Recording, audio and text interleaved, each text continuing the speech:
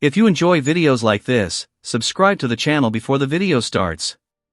Jason believed space life would be quiet. He worked long hours as a station technician. He fixed doors, lights, and broken panels. After work, he ate simple food and slept. That was his routine. Nothing exciting ever happened on Orbital Station Epsilon. That night was supposed to be the same. Jason went to bed early. The station lights dimmed to night mode. The air was calm. Machines hummed softly. Outside the window, stars stayed still. At 2:17 a.m., everything changed. Jason woke up because the floor vibrated. Not strong, but steady. Like a deep heartbeat. The sound moved through the walls and into his chest. He sat up in bed. The hallway light outside his room turned purple. Jason frowned. Purple lights meant emergency or alien systems. Humans were not allowed to touch those. Zyra, he called softly. Zyra was his roommate. She was an alien from the Varelian species.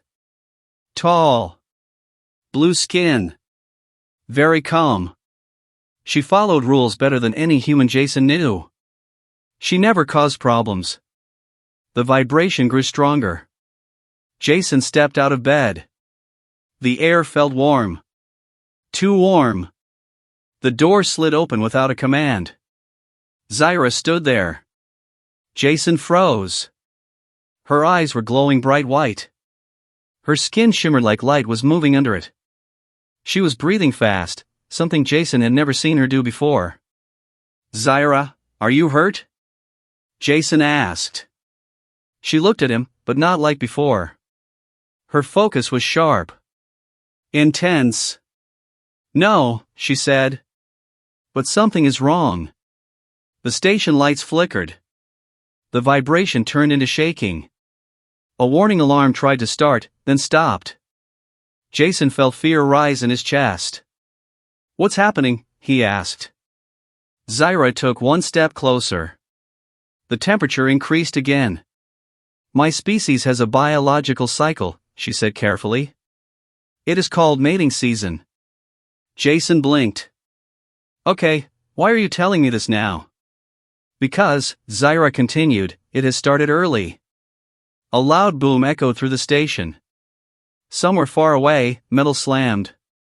Jason grabbed the wall to stay steady. Early? He asked. How early? 3 months, Zyra replied. Jason swallowed. Zyra lifted her hand. A small wave of energy passed through the room. The screen on the wall exploded into sparks. Jason stepped back. That energy, Zyra said, comes from me. During this season, my body sends signals. Jason stared at the broken screen. And the station? He asked. The station reacts, Zyra answered. Humans react too. As if to prove her point, Jason's heart raced. His thoughts felt loud. The air felt heavy. Alarms finally screamed across the station. Red lights replaced purple. Jason understood one thing clearly. This was not a normal problem. This was not a simple repair. This was something no human manual had prepared him for. Zyra looked at him and said quietly, Jason, tonight is only the beginning. And Jason knew his quiet life was over. Jason did not sleep after that night. Morning lights filled the station, but nothing felt normal. The halls were quiet in a dangerous way. No laughter. No music. Only locked doors and warning signs glowing on the walls. Jason walked slowly toward the kitchen. Zyra was already there. She stood perfectly still, eyes closed, as if she was listening to something no one else could hear. The air around her felt heavy, like before a storm. You look calm, Jason said carefully. Zyra opened her eyes. They were normal again. For now, she replied. Jason poured himself water. His hands shook. Half the station went into lockdown, he said. Security thinks it was a power failure. Zyra tilted her head. They are wrong. Jason laughed once, dry and tired. Yeah. I figured. They sat at the table. A long silence filled the room. Then Zyra spoke. There are rules, she said. Jason looked up. Rules? Yes. Mating season follows laws. When it breaks those laws, danger follows. Jason leaned back. Great. Space rules. Hit me. Zyra raised one finger. Rule 1, I cannot be alone at night. Jason frowned. Why? My energy becomes unstable without human presence, she said. Your species calms it. Jason froze. Wait, humans calm you? Yes. That was not comforting. Zyra raised a second finger. Rule 2, strong emotions increase the signals. Jason thought about panic, fear, and screaming alarms. Yeah, that explains a lot. Zyra raised a third finger. Rule 3, she said slowly, if the signals grow too strong, nearby species may respond. Jason's stomach dropped. Respond how? By arriving. Jason stared at her. Arriving where? This station. Silence crashed down like a heavy door. Jason stood up. Okay. No. We are not starting an alien dating festival in my kitchen. Zyra did something rare. She smiled. A misunderstanding, she said. They will not come for me. Jason relaxed slightly.